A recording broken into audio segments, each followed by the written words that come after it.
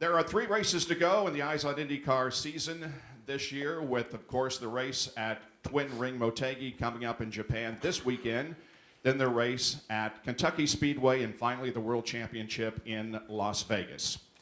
And with some exciting news about that event, here is IndyCar CEO Randy Bernard. Thank you, Bob. On behalf of the Holman George family and IndyCar, I'd like to thank you for attending. First, let me say that last March, we threw a challenge out there to any race car driver on this planet that thought that they could beat the Eyes on IndyCar drivers to come to Vegas, and if they can win that race, we'd give them $5 million. One thing I want to start with, we have the fastest, most versatile race car drivers in the world, and no one chose to make that decision to go forward with it. We had 24 inquiries about the opportunity. We had 6 sign up with applications, and we had many others call and inquire about it. But the only 3 that we felt had a serious opportunity to help drive new millions of fans to our sport and were showcased as great successful drivers were Travis Pastrana, Alex Zanardi, and Casey Kane. We felt these were the type of drivers that had the skills to compete against the Eyes on IndyCar drivers and show off their talent to the world in IndyCar. Alex only wanted to drive for Chip. Casey Kane preferred to drive for Roger Penske. But being that they had such a tight race for the Eyes on IndyCar World Championships with the Verizon and the Target car, they felt that it would distract them from going on with this type of challenge. And of course, we understand that 100%, being we know what the Eyes on IndyCar World Championships is all about. The last is Travis. He had a bad break, literally, when he broke his ankle and had to decline from moving on with this challenge. I want to thank all 3 of them because they all had a lot of interest in this, and we felt that it was a lot of fun just getting to visit with them about this and try to make it happen. But in saying this, we wanted to not let our fans down. We had a lot of buzz, a lot of interest about this $5 million challenge. So we felt that we should try to go on and try a new challenge. We wanted to keep it within the sport. So the Eyes on IndyCar Series and GoDaddy are very proud to announce that we will give $5 million challenge to our Indy 500 winner, Dan Wheldon. Now, Dan, there's a couple parameters for you. First, you have to start very last of this 30-plus car field, and you have to win the race. That's fair. All right. If you can do that, you'll win the GoDaddy IndyCar Challenge. But there's one more little element. You will get $5 million, and one lucky fan will get $5 million. Yes, that's right. One lucky fan will get $2.5 million. But now, on that $2.5 million, you get to come to Vegas. We'll choose that a week before. That lucky fan will get to come to Vegas and be part of the team, sit in the pits, and have a chance of a lifetime. How do you sign up? Wednesday, tomorrow, you'll be able to sign up on IndyCarWorldChampionships.com or through the Verizon IndyCar app. I want to thank our partners, GoDaddy, Verizon, iZod, and Honda for all stepping up to make this happen to our fans. You know, one thing we saw was Dan and Brian were the Cinderella story at the Indy 500 last year, or this year, and I think it's very important for us to see if they can pull it out again. And I think that we wish them the very best on this. And good luck. Yeah, thank you for the opportunity, but please don't expect any flips like Travis does, because I'm not into that. I'm gonna keep it on all 4. We'd also like to hear from Michael Andretti on behalf of GoDaddy. He is, of course, owner of Andretti Autosport and has had a couple of wins in the Indy 500 here. Michael? Well, we're really excited to first of all, have GoDaddy coming back with our team for another 2 years. We signed a deal, so we're very excited about that, and we're also excited that they're getting involved with the GoDaddy Challenge here. I think it's great that they're getting involved with IndyCar as well.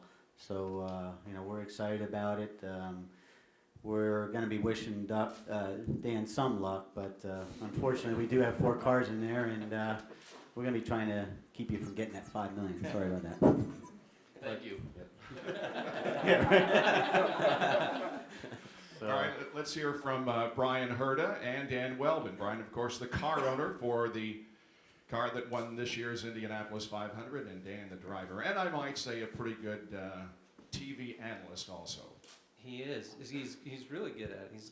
We're trying to find something he isn't good at. But it's obviously great for not just Brian Herta Autosport, but Sam Schmidt Motorsports, which was a collaborative effort with us at Indianapolis this year, and we couldn't have done what we did at Indianapolis without their group of people, dedicated individuals, their engineering background, their experience with the car. And so when this opportunity, when Randy let me know that this opportunity was going to be available to us, the first thing we did is get with Sam and work out a deal where we'll work together again to run Dan in the car.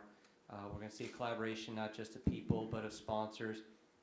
Bowers and Wilkins at Magnolia stepped up to be the primary on Dan's car, and all of our sponsors from Indy, from William Rast and Kerr, Big Machine Records on down are with us again too. So it's just great to go back to the racetrack. As Dan said, we've been busy doing the testing for the 2012 IndyCar, which has been going extremely well, but we're racers and we want to go racing, so this is a great chance for us to hopefully finish off the season on a really, really high note. Well, for me, I've been just desperate, period, to get back in a race car since Indianapolis. And, before I talk about Vegas, I just want to thank Randy for the opportunity, but also thank Randy for what he's done for the IndyCar series to date. I think, he always talks about moving the needle, and, for people that haven't met Randy, he can't say a sentence without thinking about moving the needle with the IndyCar series. And I think with the momentum that the IndyCar series has gained this year, I think he's truly achieved just that. And for him, Vegas would certainly be the icing on the cake. But again, I thank you for the offer. Michael, I respect you immensely as a driver and as a team owner, but I do hope, as close as I am to Marco, that I can beat all four of your cars. But I want to thank GoDaddy too, and Verizon. We can't forget Verizon for this opportunity. I think it's truly going to be a spectacle. I intend to make it a spectacle, not like Travis, but one where I come to the front very, very quickly. I want to thank Bowers and Wilkins at Magnolia for being the primary sponsor on this car. I think, when you have to sit out, it truly gives you an appreciation for the sponsors involved. And, obviously, William Rast and Curb and Big Machine Records. I have to get them in the right order, but it's going to be phenomenal to come back. I think what you can't forget is there's a world championship going on, and Dario Franchitti and Will Power have been battling that out non-stop, and so I think there's going to be a lot of exciting elements to Vegas. I think there's going to hopefully be a lot of rich people at the end of it, whether it be the 5 million or the champion, but. I do hope the collaboration with Sam Schmidt and Brian Herta Autosport makes us richer and a fan richer. Thanks, Randy. Okay, let's open it up for questions now. We do have a couple of mics on either side of the room, and please hold up your hands. We'll get to you as quickly as we can, and wait for the mic before you ask your question. Yes, sir. Brian, will things be structured exactly as they were team-wise here for the 500? Well, I think we're still working through that because, as I said, we've been doing the 2012 car testing in conjunction with the league in Dallara, and so some of our people may need to be on that program. So there'll be an integration of Sam's people and our people, but I think the spirit of doing the race is very much how we did Indianapolis, which was we're going to work together, our engineers are going to work together. It's a completely open book situation. That'll be the same again across the board. Randy, one of the things you said early on was that you would like to be the promoter of some of the IndyCar events. Now you are in Las Vegas. How is that going? I understand you've got all kinds of things going on, and would you look into the future, like next year, of doing the same thing at other venues? I think we want to perfect this one first. I think that Las Vegas, we have a lot riding on it. It's the last event of the year. It's the World Championships. It has IZOD, which is our title sponsor, as the title IZOD World Championships, and we want to make sure we do everything we can to make this event very, very good. We want to entertain our fans. We want to make sure our sponsors have a great time. and see the value that we can bring them. And I think right now, from all early indications, we're making great progress on that. Mark Koretsky and Kyle Krisloff have done a great job of managing everything out in Vegas, and we are right where we should be right now. Yeah, Dan, have you ever started last in a race and won? And number two, part of the question, if you were second going into the last 1 or 2 laps, how hard a drive will you give to win that $5 million? Well, for the second part, I hope you know me well enough to know the answer to that. Yeah, I'm going to be going for it. I can assure you, and it doesn't take $5 million for me to do that. But The first guy going to crash into the wall. no, I mean obviously, and this should be touched on. I think when you look at the depth of the field in the IZOD IndyCar Series right now, it's full of talent. So it's certainly going to be harder to come to the front than in recent years. I think when you consider the talent level of the grid, I think quite honestly, it far outweighs NASCAR, ALMS, whatever it may be. It's incredible right now, and that's why when you tune in to watch races, I mean I've been blessed to sit alongside Bob and commentate, and it's you and Bob will attest to this. I get very enthused by it and excited just because of the fact that the racing is so close. It's so intense. I mean, whether it be a road course, an oval, a short oval, it's a spectacle. So it's going to be hard. I have actually started last. I got loose in qualifying at Richmond when I was driving for Michael's team and came through and won.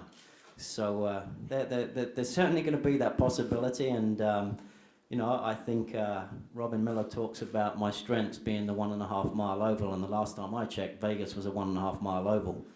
So I'm hoping for good things. Obviously, when you're out there, you'll give respect to all the other drivers out there. But at the end of the day, I'm there to win, and I'm going to do everything in my power to do so, but respectfully. Dan, we haven't actually talked to all the other competitors, but many of them aren't happy that you're the one that gets to go for a big money prize. What do you say to them? Well, I don't think it's me personally. I think Randy picked the 2011 Indianapolis 500 winner. I think when you look at the Indianapolis 500 this year, it made all the major headlines, and I think maybe Randy can touch on this, but I think from that perspective, it wasn't about picking Dan Wheldon. It was about picking the Indianapolis 500 winner because, other than perhaps the drivers that Randy's talked about, that person moved the needle, and it just happened to be me.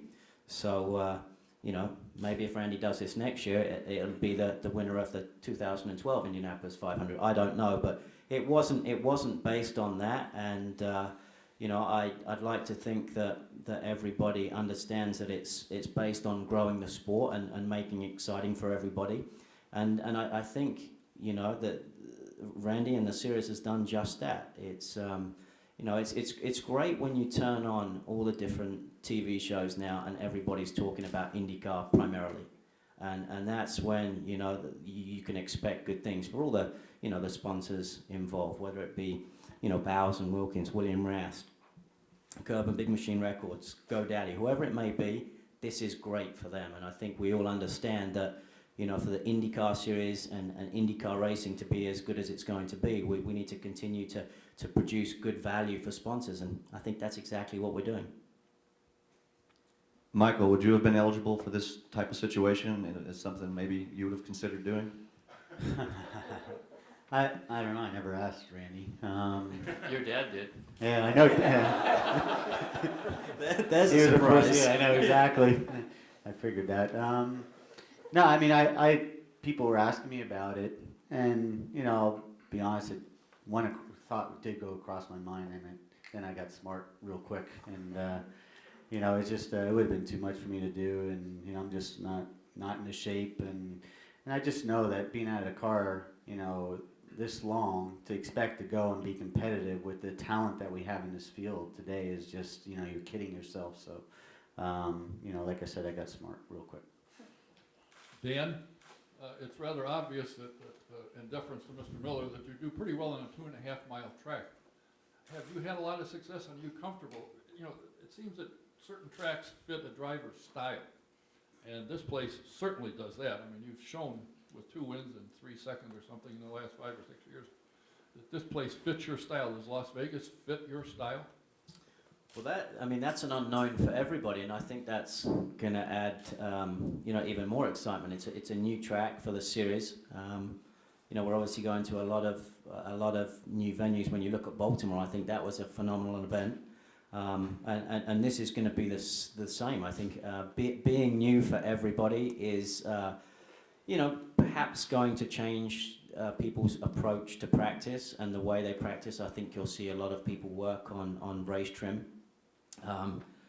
I didn't want to tell Randy this, but one advantage I have from starting at the back is that I just can solely focus on race trim, which other people don't do. So that was kind of nice. Yeah, I appreciate that. But in all fairness, I have to say with the work that we've done in the 2012 car, working with Brian's team has been phenomenal, and that time has really enabled me to perfect some of my weaknesses. As a driver, you're always looking to make yourself better, but in a competitive environment, it's sometimes difficult. But I certainly think with all the opportunities I've had this year, that it's definitely made me a more complete race car driver, and I feel at Vegas I'll be able to compete for the win, absolutely.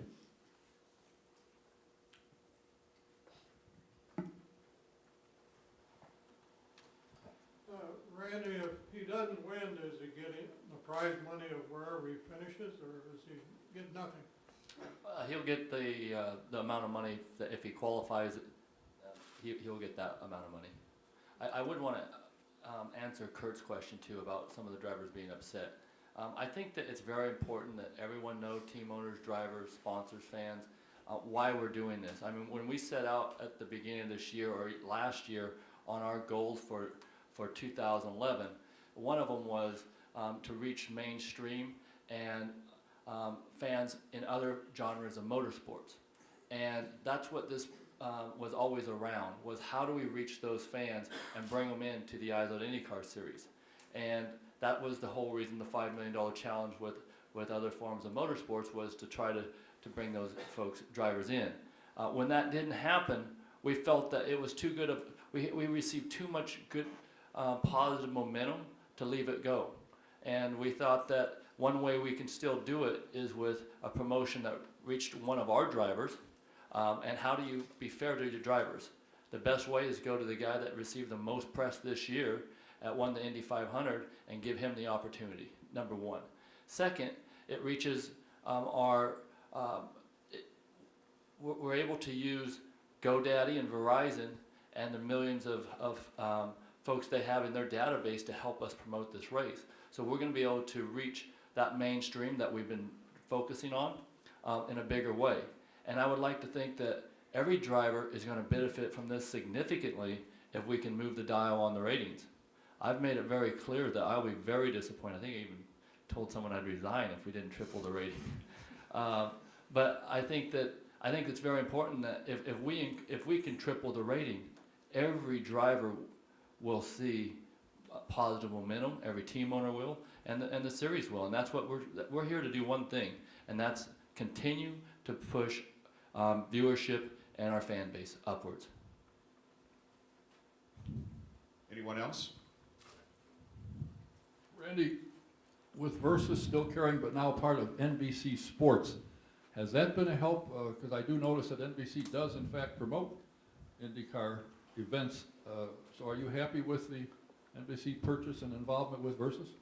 I think it's too premature, too early to really understand how much help that will be. Of course, it's going to be help as they are able to provide more content on Versus. But right now, I mean, you know, in the last 5 or 6 races, we've had 3 or 4 of the top-rated races that we've had in the history on Versus. So I mean, it's exciting when you see significant increases in our ratings and double-digit growth, and I think, you know, that's very important. And NHL made the same decision several years back to go with Versus, and they had the same type of growth pattern, and they're doing very well. I'd like to add, they had a 3.5 rating on one of their NHL playoff games, which I think is where we can be on Versus. So, people that think that Versus isn't a strong enough network, I don't believe. I believe we're making the progress. It's just and events like this are gonna take us to that next level, even though this is on ABC. Thank you, Randy. Randy, what was the largest promotion you ever did when you were with bull riding, and compare now after a couple of years how promoting IndyCar and bull riding is different? It's a great question. Back then we did a challenge where we learned real quick that that women came to watch the Bulls, not the Cowboys, and that was a big hit to a bunch of egos, I can tell you that. But when we learned that, we knew we started saying we had two great athletes in every 8-second ride, and so we took the #1 bull in the world, which at the time was Little Yellow Jacket, and we said, told Chris Shivers if he can ride him for 8 seconds, we'd give him $1 million. We made Chris Shivers stay at a little 2-star hotel, and we put Little Yellow Jacket in a 5-star the Broadmoor with crystal chandeliers and green shavings and Gatorade in his water, and we humanized him. And I think that we did a 1.7 rating, and it was during football season. So people that don't think you can do 1.7s, Denise was there; she saw it. It was very, very good promotion, and it developed 2 stars overnight in a bigger world, not just our purist. And I think that's what we're trying to do here. How do I compare IndyCar with bull riding now that I've been here 2 years? I think that what I love about the drivers is how accessible they are, and like the riders. I think that the passion that you see here is like nothing I've ever seen. These folks work 24 hours a day on their teams and year round to showcase their sport. And to me, the passion sometimes is great, and sometimes it's a negative. But for the most, I'm really enjoying it, of course. We have time for one more question. Anyone? Bob, I have a question for Michael. Okay. What? If I do happen to win this, do I have to do a racygodaddy.com commercial, or am I? Yeah, we'll talk about it. Okay, good.